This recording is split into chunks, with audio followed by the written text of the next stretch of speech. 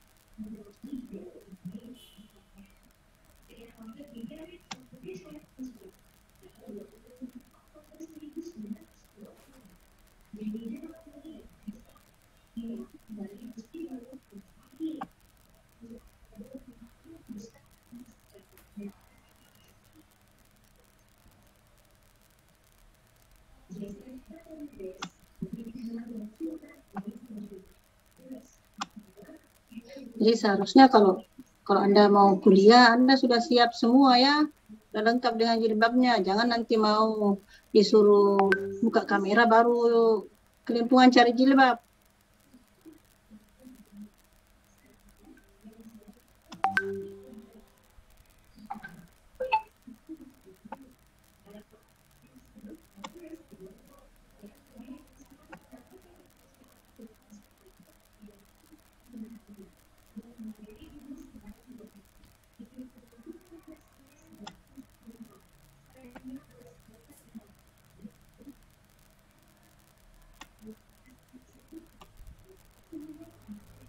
Hanum,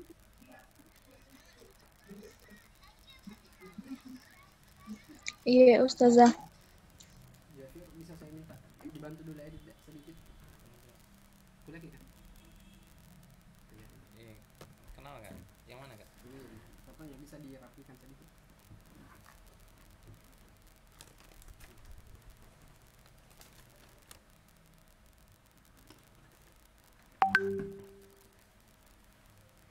Dirapikan. Kayak CV. Kan itu kan CV.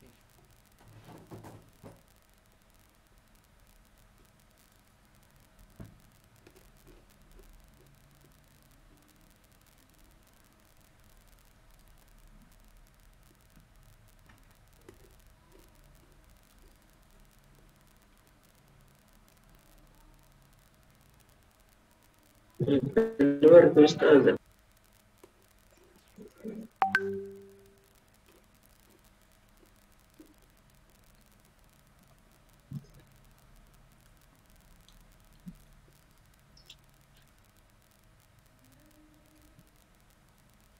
Alfira Nadiana.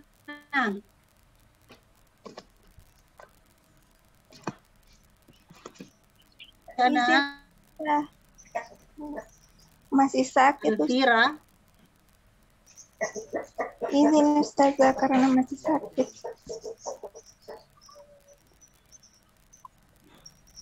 Lama mau sakit ini berapa minggu, Mi?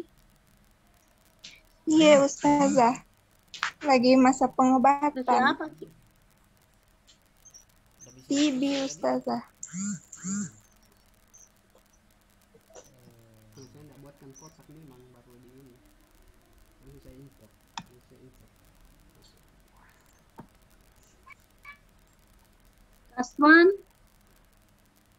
Kasman. Hadir Ustazah, hadir. Hanum. Iya hadir Ustazah. Hadir Ustazah. Keluar Kak Ustazah dari tadi.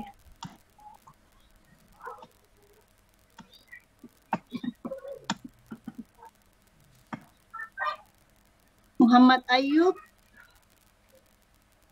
Muhammad Ayub. Muhammad Ayub.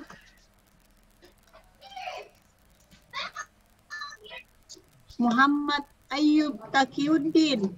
Ini ceritanya mau digimanakan dulu Kak? Kasih perbagus posisinya aja gitu. Nggak ada ya? Connecting ke Ustazah. Ya? Connecting to audio ke Ustazah. Oh, baru ya. Baik.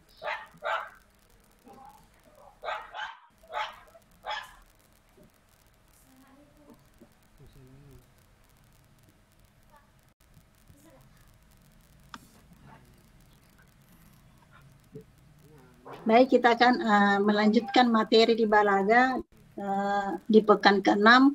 Kita akan membahas tentang al-qasr, ya. Jadi apa yang dimaksud dengan al-qasr?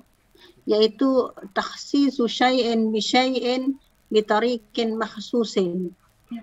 Ya, katanya mengkhususkan suatu perkara pada perkara yang lain dengan cara tertentu, ya. Jadi al-qasr itu pengecualian, ya, pengecualian al-qasr. Kalau misalnya dia di dalam ilmu nahwu biasa kita mengistilahkannya dengan istisna, tapi kalau di dalam balaga namanya al-qasr, ya. Dan cara-cara melakukan qasr pada dalam ilmu balaga itu ada persamaan dan perbedaan yang ada dalam istisna, ya, terkait dengan adawat yang dipergunakan. Halo, suara saya jelas? Apa putus-putus? Yes, Timbul tenggelam jelas, atau bagaimana? Jelas, Ustazah. Baik. Jadi pengertiannya itu adalah ada pengecualian, ada penghususannya antara satu perkara dengan perkara yang lain, atau mungkin sesuatu atau seseorang, ya, atau mungkin sifat dan lain sebagainya, ya. Intinya al-qasr itu adalah penghususan, ya, penghususan atau pengecualian. Nah, dalam uslub al-qasr, ya, dalam uslub al-qasr dua hal yang harus ada, ya, yaitu maksud dan maksur alaih. Jadi sesuatu yang yang dihususkan, ya. Jadi ada maksurnya dan ada maksur alaih, ya. Jadi dalam uslub al-qasr dua hal ini harus ada. Mengapa? Karena yang dimaksud tadi al-qasr itu adalah penghususan suatu perkara pada perkara yang lain. Jadi ada satu perkara dan ada perkara yang lain. Jadi ini adalah sesuatu yang harus ada, ya. Jadi ada maksur alaih, karena ada sesuatu yang dikhususkan dari seseorang atau dari suatu hal, ya. Sehingga tarafnya, ya, atau sesuatu yang rukunnya, ya, yang ada dalam uslub al-qasr itu ada maksur alaih, ya. Ada maksud dan ada maksur alaih. Nah, ini yang ingin nanti kita lihat, ya, bagaimana caranya menentukan mana maksur dan mana maksur alaih dalam uslub al-qasr, ya. Mana maksud dan mana maksur alaih dalam uslub al-qasr. Kalau misalnya di istisna, mana mustasna minhu. Kira-kira kalau kita ingin melihat, ya, misalnya dalam ilmu nahwu yang mana yang dimaksud dengan pengecualian itu, ya. Nah, kalau di sana ada mustasna dengan mustasna minhu, maka di al-qasr ada namanya maksur dan ada namanya maksur alaih, ya. Bagaimana cara mengetahui atau menentukan mana maksur dan yang mana maksur alaih di dalam uslub al-qasr atau gaya atau style al-qasr dalam ilmu balaga? Nah, caranya kita harus melihat caranya dulu, ya. Cara di dalam membuat uslub al-qasr, ya. Cara membuat uslub al-qasr. Jadi Dari sini nanti kita bisa melihat ya, bisa melihat dan menentukan uslub yang digunakan itu di mana maksurnya dan mana maksur alaihnya, karena akan ada perbedaan ya, tergantung kepada cara membuat uslub al-kasr itu ya. Nah, ini yang pertama caranya yaitu dengan menggunakan nafi ya, menggunakan nafi ya, huruf nafi maksudnya, dan istisna ya. Huruf nafi dan istisna. Ini cara pertama ya. Cara pertama adalah menggunakan nafi dan istisna. Contoh yang diungkapkan di sini atau yang diangkat di sini adalah la yafuza ya illa al-mujiddu ya. La yafuza illa al-mujiddu. Nah, ini menggunakan nafi dan menggunakan istisna. Ini adalah salah satu huruf istisna ya, yaitu illa.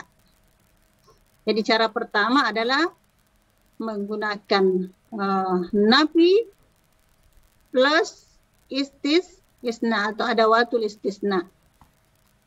Nah, jika kita menggunakan cara yang pertama ini, yaitu dengan cara menggunakan nafi dan istisna, maka untuk menentukan mana maksur alaih ya, untuk menentukan mana tadi maksur alaih, itu maksur alaihnya setelah huruf istisna. Jadi maksur alaih itu terletak setelah huruf istisna. Jadi mana maksur alaih? Yang mana maksur alaihnya? Al-mujiddu. Nah, al-mujiddu ya. Jadi maksur alaihnya itu adalah al-mujiddu. Kenapa? Karena dia adalah yang terletak setelah huruf istisna. Kalau maksur alaihnya itu al-mujiddu, maka maksurnya mana? Yafusu. Yafuz ya. Jadi yafuz adalah maksurnya. Jadi untuk menentukannya itu nanti akan kita lihat tergantung kepada cara atau uslub yang digunakan di dalam membentuk al-kasr itu. Kalau kita menggunakan la ya, maka maksurnya itu adalah yafuz, kemudian maksur alaihnya itu adalah al-mujid ya, al-mujid, dan adawatnya adalah la dengan illa ya. Berikutnya yaitu menggunakan innama ya. Cara yang kedua adalah menggunakan innama.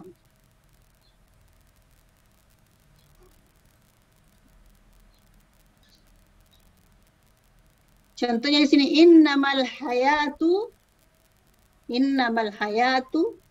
ta'ibun ya. Innamal hayatu ta'ibun. Nah, bagaimana yang menggunakan innama? Dia katakan di sini maksur alaihnya adalah lafaz yang wajib disebut terakhir. Maksur alaihnya adalah lafaz yang wajib disebut terakhir. Jadi yang mana itu?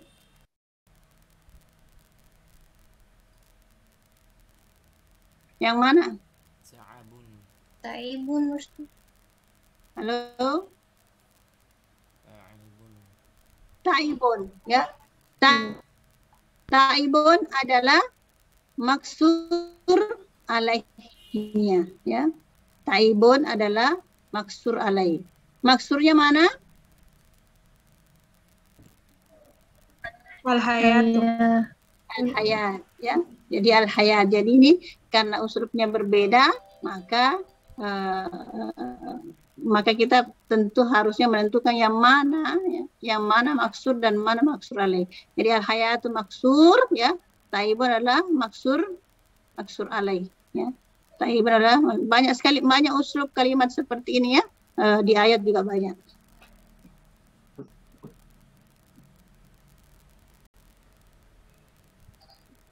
Ini adalah cara atau model yang kedua ya, model uslub yang kedua. Yang ketiga, model yang menggunakan ataf ya, menggunakan ataf la ya, karena huruf ataf banyak, ini menggunakan ataf la.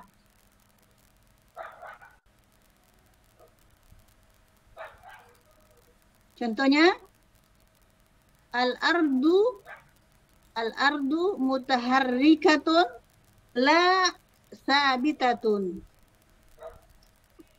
Al-ardu mutaharrikatun la sabitatun. Mana maksur alainya? Dikatakan di sini adalah maksur alai adalah lafaz yang bertolak belakang dengan lafaz yang terdapat setelah la.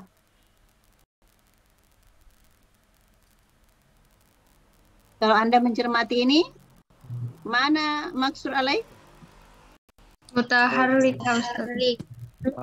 Jadi maksur alainya adalah mutaharrikah ya. Kemudian maksurnya adalah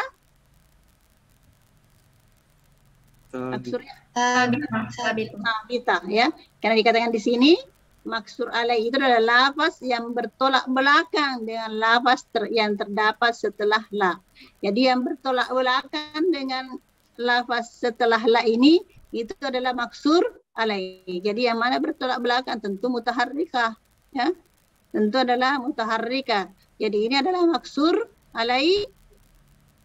Sementara maksurnya adalah sabitah ya. Maksurnya adalah sabitah. Ini adalah model yang ketiga ya. Model yang ketiga. Kita lanjut model berikut, yaitu model al-kasr yang menggunakan ataf bal. Yang menggunakan ataf bal. Contohnya, mal ardu sabita bal mutaharrikah. Mal ardu sabita bal mutaharrikah. Apa penjelasannya ini? Maksur alai katanya terletak setelah bal.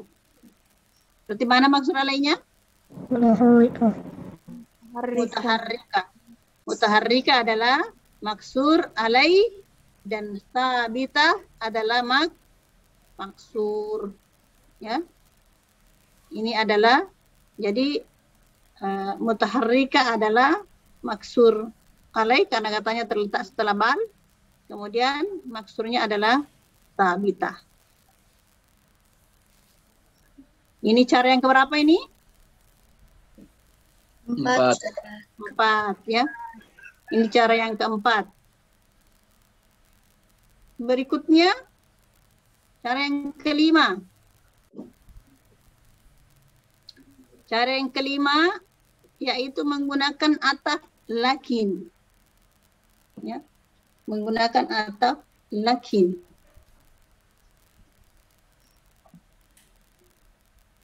Mal ardu sabita lakin mutaharrika. Mal ardu sabita lakin mutaharrika. Maksur alai terletak setelah lakin. Jadi mana maksur alai?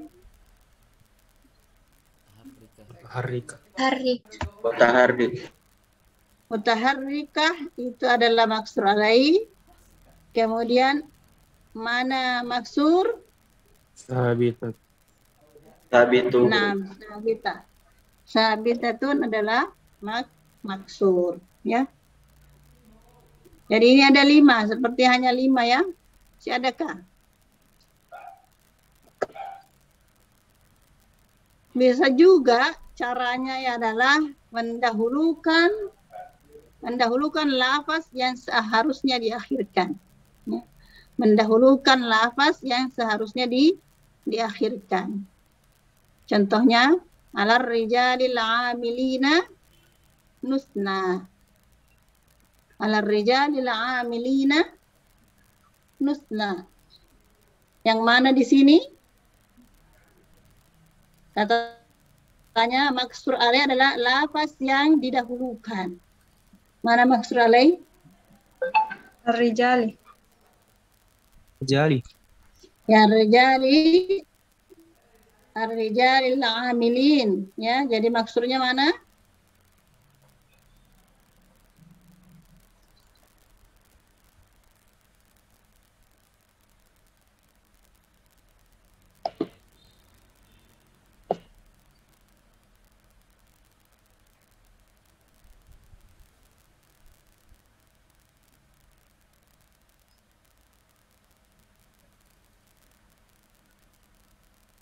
Halo? Suara saya terdengar kah? Nusna, Ustaz. Iya, dengar Ustazah. Nusna. Mana maksudnya? Rijal.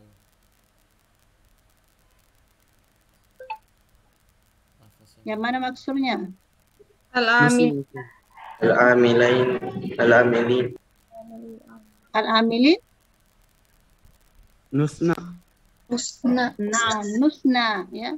Maksudnya itu adalah nusna, ya. Yang didahulukan tadi al-rijalil amilin itu adalah maksud alaih, kemudian nusna itu adalah maksudnya, ya. Jadi ini adalah cara di dalam membuat uslub al-istisna. Dan untuk menentukan menentukan maksud dan maksud alaih itu dengan melihat adawat yang dipergunakan di dalam membuat uslub al-kasr, ya. Apakah menggunakan illa, menggunakan misalnya innama, ya. Apakah menggunakan huruf ataf, ya. Nah, kira-kira dari apa yang Anda amati tadi, di mana letak perbedaan letak maksud alaih? Di bagian mana? Di antara 6 ya, berapa tadi? 6 ya? 6 jenis kah? 6 model kah? Ustazah 6. Iya, 6. 6. Nah, yang mana ada perbedaan? Di bagian mana? Ini. Bagian nama? Di sini.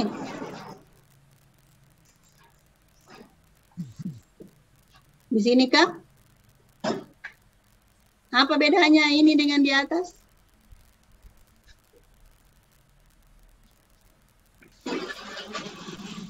Kalau di nama itu Ustazah bukan terletak setelah adawatnya. Jadi dia diakhirkan mungkin. Tapi maksud alaihnya terletak di akhir kan? Iya, iya. Ini di akhir. Ini juga di akhir. Yang ataf dengan la Ustazah sama yang terakhir. Nah, ataf dengan la inilah yang maksud alaihnya itu Di tidak depan. berada di akhir, ya. Justru terletak sebelum adawatnya, ya. Jadi ini tadi adalah maksud alaih, ya. Jadi ataf la, ya. Kalau yang lain kan semua di akhir, ya. Ini juga di akhir, ya. Kemudian ini, ya, maksud alaihnya adalah di depan, ya. Maksud alaihnya adalah di depan. Jadi Anda harus mengetahui letaknya, ya. Karena ada tugas itu terkait ini nanti.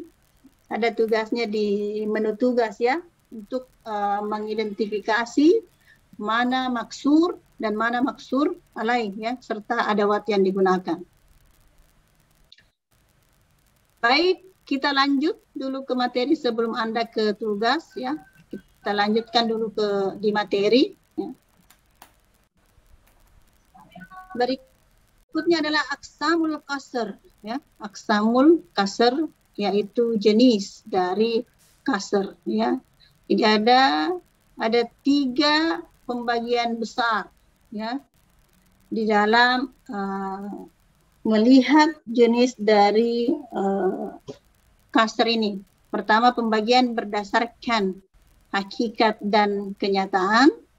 Yang kedua, berdasarkan unsur utamanya, ya, berdasarkan unsur utamanya. Kemudian unsur utamanya tadi itu kan maksud dan maksud alaih, ya. Kemudian berdasarkan keadaan mukhatabnya, berdasarkan keadaan mukhatabnya, maksudnya orang yang diajak berbicara, ya. Bisa, Kak, bisa. Kita lihat satu-satu, kita kupas satu-satu. Pertama, berdasarkan hakikat dan kenyataan, maka al-kasr itu dibagi dua. Terbagi atas dua, ada namanya hakiki dan ada namanya idafi.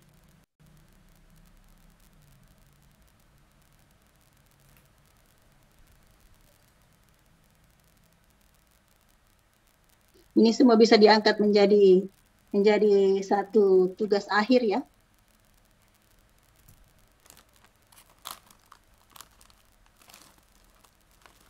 Ada hakiki dan ada idafi jika kita meninjau dari segi hakikat dan kenyataannya. Nah, apa yang dimaksud dengan hakiki? Kita lihat dulu apa yang dimaksud dengan hakiki. Hakiki itu dikhususkannya maksur, ya, pada maksur alaih berdasarkan hakikat dan kenyataan. Ya. Dikhususkannya maksur pada maksur alaih berdasarkan hakikat dan kenyataan. Maksudnya apa? Antara makna dan esensi dari pernyataan tersebut menggambarkan sesuatu yang sebenarnya.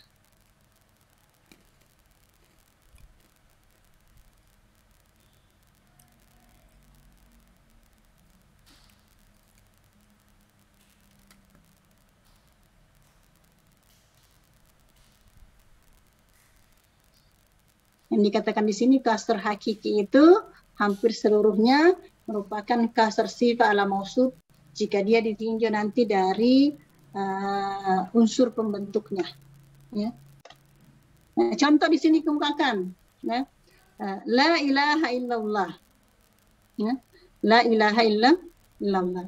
Jadi dari ungkapan ini, ya, bahwa Allah di sini yang menjadi maksur alaihnya itu adalah pada hakikatnya benar adanya, ya, nyata bahwa memang tidak ada Tuhan selain Allah.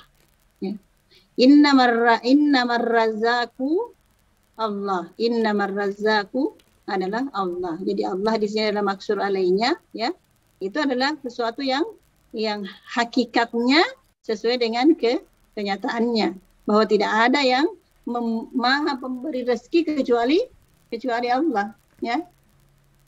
Tidak ada yang maha pemberi rezeki kecuali Allah. Tidak ada Tuhan selain Allah. La ilaha illallah. Jadi ini ditinjau dari hakikat dan kenyataannya, maka ini masuk dikategorikan ke dalam kasar hakiki, ya. Kasar hakiki.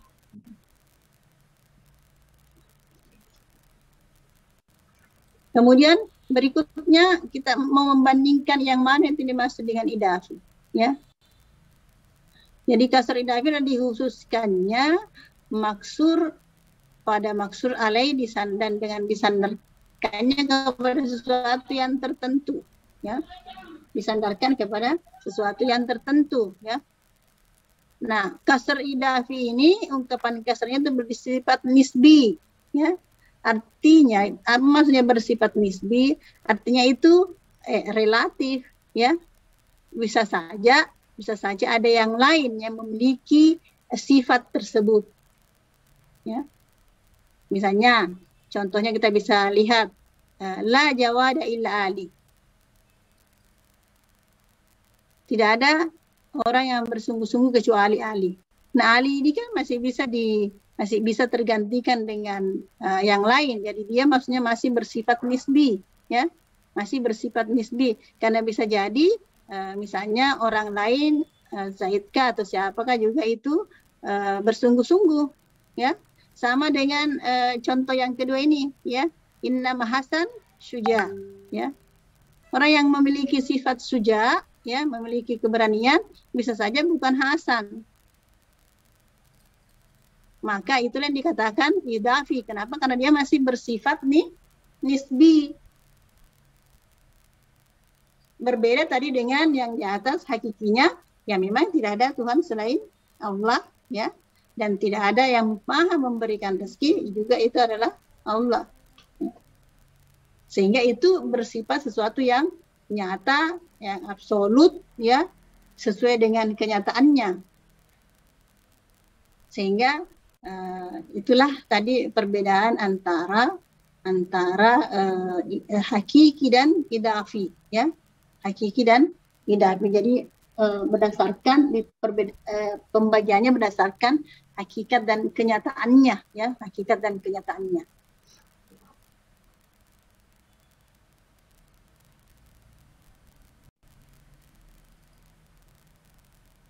Berikutnya, pembagian berdasarkan unsur utamanya, ya. Pembagian berdasarkan unsur utamanya. Dibagi kepada dua bagian juga. Ada namanya kasr sifah ala mausuf, kasr sifah atas mausuf, ya. Kemudian kasr sifah ala sifah, kasr mausuf ala sifah, ya. Kasr mausuf atas sifat. Jadi pembagiannya adalah kasrul sifah alal mausuf dengan kasrul mausuf ala sifah, ya. Kasr sifah ala mausuf wa kasr mausuf ala sifah. Jadi ada dua pembagian. Kalau kita melihat dari unsurnya, ya, dari unsur pembentuknya, maksudnya melihat dari maksud dan maksud lainnya. Contohnya ini kasr sifah ala mausuf, ya. Di kasr sifah ditentukan hanya pada mausuf, tidak terjadi pada mausuf yang lain, ya. Contohnya ini la razika illallah, ya. La razika illallah. Jadi kita melihat tidak berdasarkan kenyataan, tapi berdasarkan kepada kata razik dengan Allah, ya, yang menjadi unsur pembentuk, unsur utama pembentuk dari kasr ini, ya. Jadi razik dengan Allah, ya. Nah, di sini dikatakan kasr sifah ditentukan hanya pada mausuf, jadi sifah, ya. Sifah razik, sifah yang maha pemberi rezeki itu betul-betul hanya dimiliki oleh Allah, ya. Itu dikatakan kasr sifah atas mausuf. Ma fiddar illa Zaid, ya. Jadi fiddar ini adalah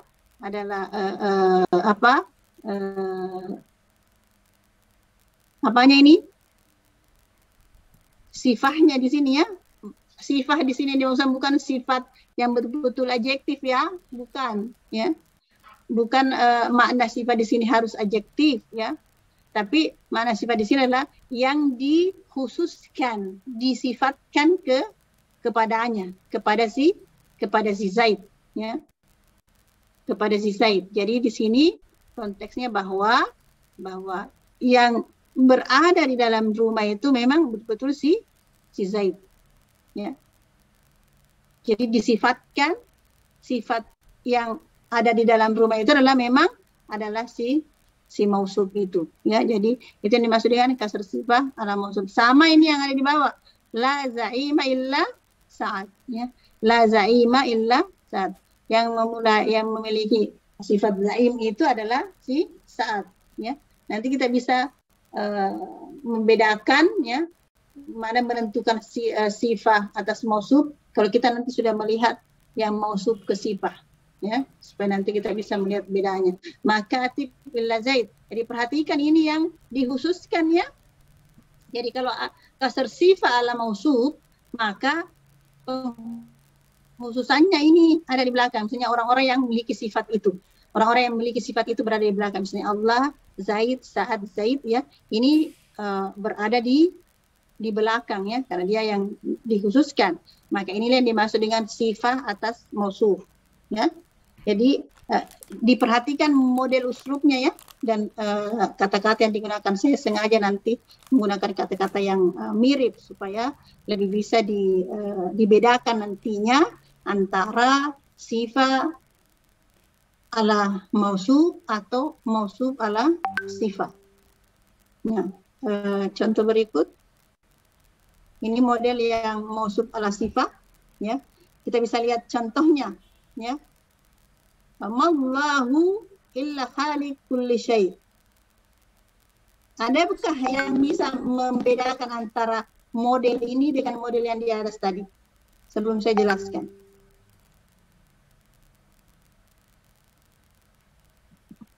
Ada yang bisa?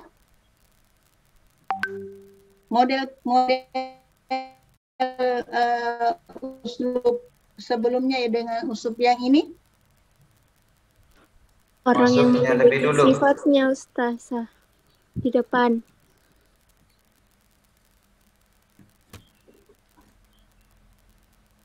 Ada tidak yang bisa menjelaskan model uslub ini? Sehingga nanti Anda mudah untuk mengidentifikasi asal sifat ala mausuf dan mana mausuf ala sifat.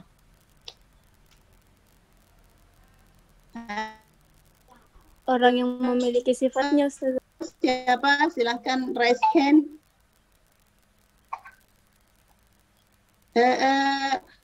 Siapa ini yang bicara? Silahkan raise hand supaya kelihatan langsung orangnya.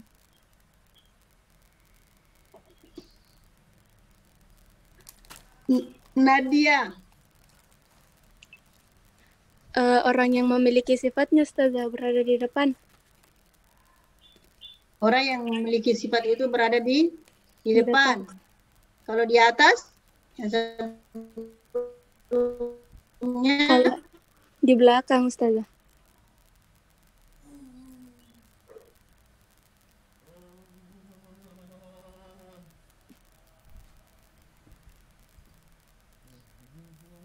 Nadia keluar. Di belakang Ustazah kalau yang di atas.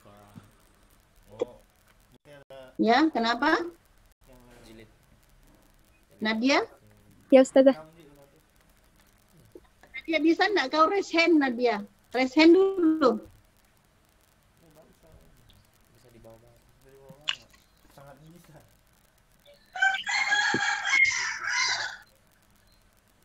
Kamu tidak aktifkan ke kamera?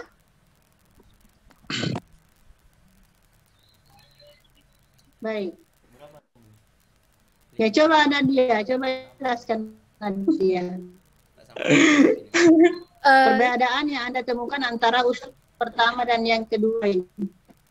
Kalau yang di atas Ustazah itu orang yang memiliki sifatnya berada di belakang. Terus yang di bawah itu orang yang memiliki sifatnya berada di depan.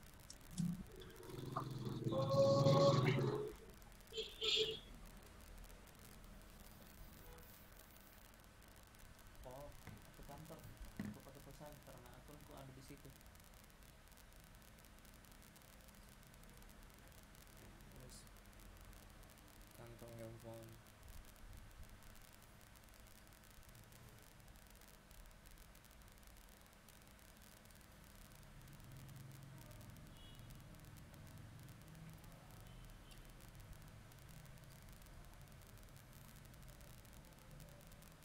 Tutup ternyata. Ibunya lagi sakit katanya. Ini aku baru pulang.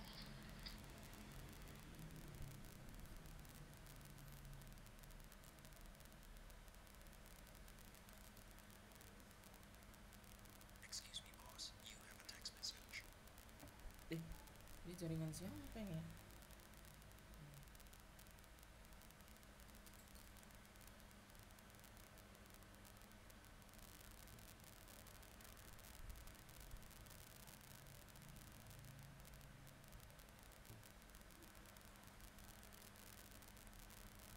Anjir.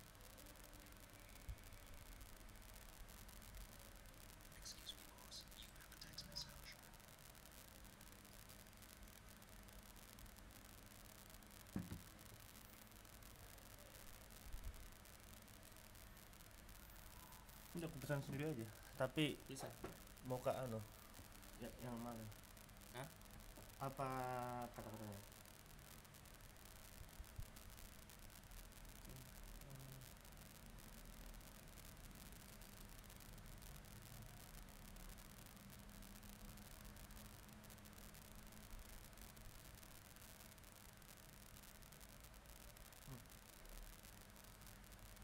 Iya itu.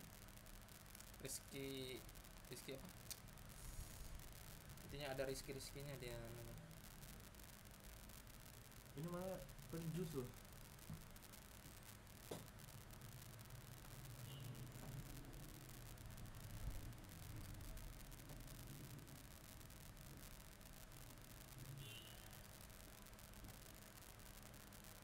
Coba lihat.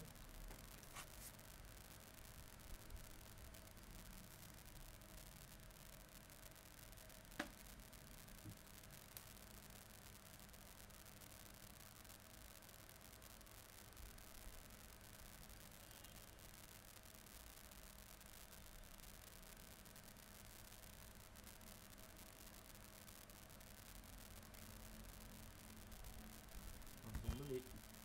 Kalau begini dibawa ke rumah aja.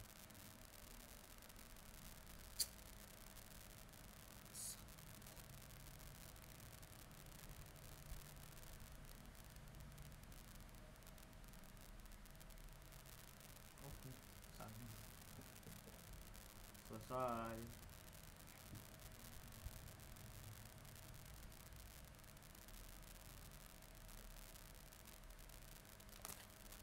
Ribu saya. Mungkin lebih banyak jusnya kan, 70 jus kan. Nah, saya.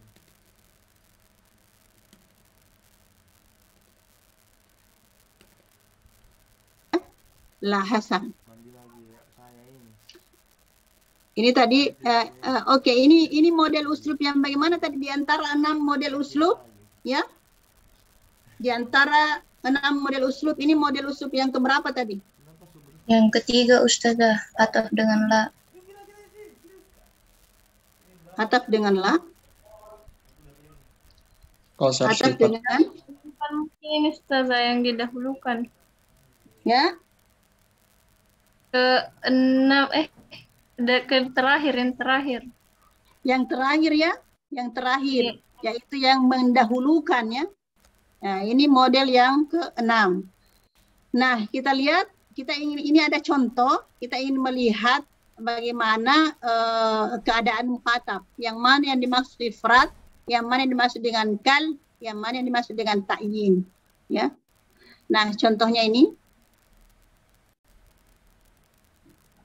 Jadi bila mukhatab, kan ini tergantung kepada mukhatabnya ya, tergantung kepada orang yang menerima pemberitaan kita, tergantung kepada orang yang diajak bicara. Ya. Katanya bila mukhatab meyakini bahwa Ali dan Hasan itu kedua-duanya pemberani, maka itu pembagiannya adalah, itu namanya ifrad. Ya. Itu namanya ifrad. Jika si mukhatab meyakini bahwa pada dasarnya ya Ali dan Hasan itu adalah dua-duanya pemberani. Tetapi kalau keyakinan mukhatab itu adalah kebalikan, ya, kebalikan dari apa yang disebutkan atau apa yang dikatakan oleh pemberi kabar tadi, ya, maka itu namanya kasr kalbi. Jadi kan kalau di sini ya, kalau as-suja'u Ali la Hasan, maksudnya di sini yang suja, yang memiliki sifat berani itu kan Ali, bukan Hasan, ya, bukan Hasan. Tetapi kalau si mukhatab menganggap bahwa justru Hasan yang suja, ya, Hasan yang berani, bukan Ali, maka itu namanya kalb. Kalb artinya itu menolak pertanyaan, sesuatu yang terjadi sebaliknya, ya.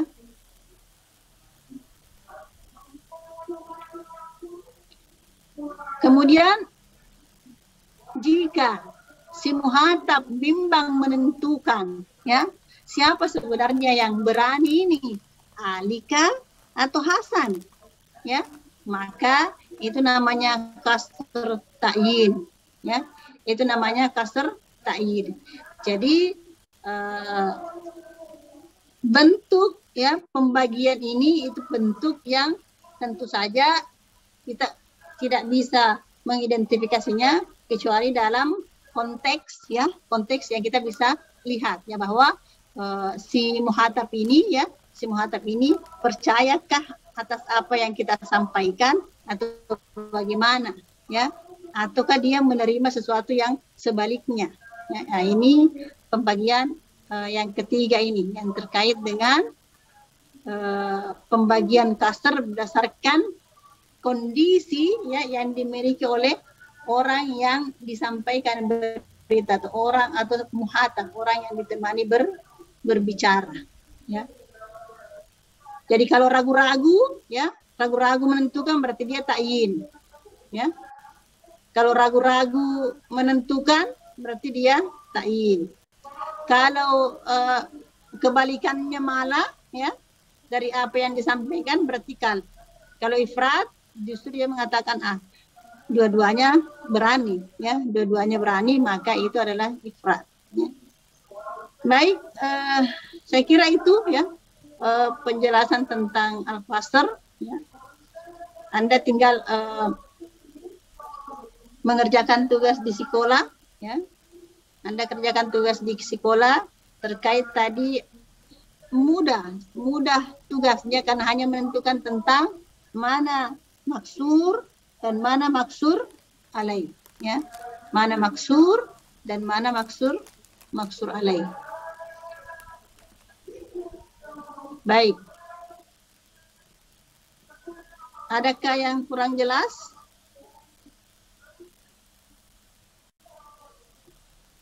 Kalau tidak ada lagi, kita akhiri Zoom-nya dan Anda berpindah ke sekolah mengerjakan tugasnya ya. Dan sepertinya tugas yang lalu juga masih banyak yang belum kirim ya. Tugas yang lalu kita lihat dulu ya, kita cek, kita lihat bersama.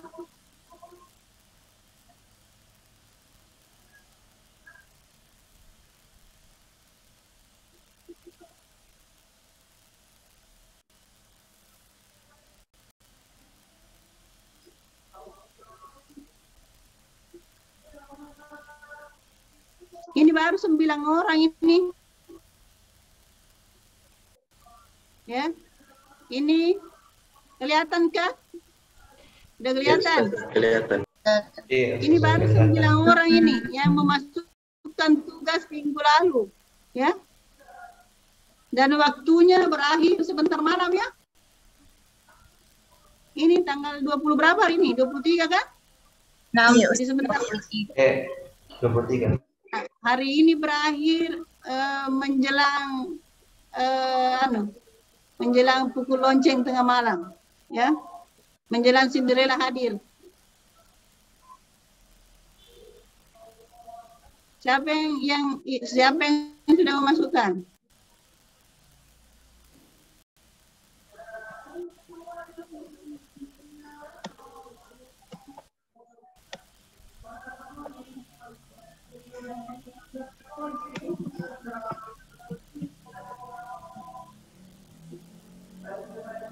Oh, ternyata yang memasukkan ini rata-rata angkatan 2019 ya. Betulkah? 2019 ini kan? Kecuali Sahrul 2020 kan? IFA juga Ustazah. Ustazah. Oh, IFA juga 2020. Yang lainnya ini Nur Halifah, kemudian Bagas, Katarina, Dinda. Nur Halifah 2020. Najia. Kenapa? Nur Halifah Nur Halifah 2020 Ustazah. Oh, 2020 juga ini di? Iya, Najiah juga sama Nur Rasmi. Ini baru berapa orang tadi itu ya. Silahkan segera sebelum waktu pengumpulan berakhir ya. Ini ada tugas baru ya terkait materi tadi, ini tugas baru. saya memang sampai sekarang belum memeriksa, ya.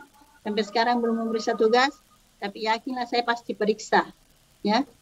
Yakinlah bahwa saya pasti periksa karena saya itu menilai dari sini saja, tidak ada mitnya kan.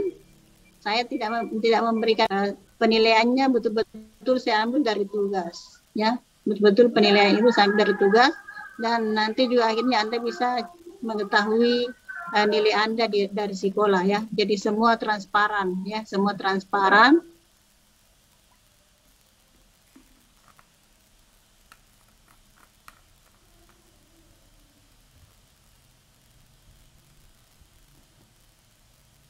Saya masih sibuk mengurus penyelesaian studi saya ini, yang mohon doanya ya supaya saya bisa selesai semester ini.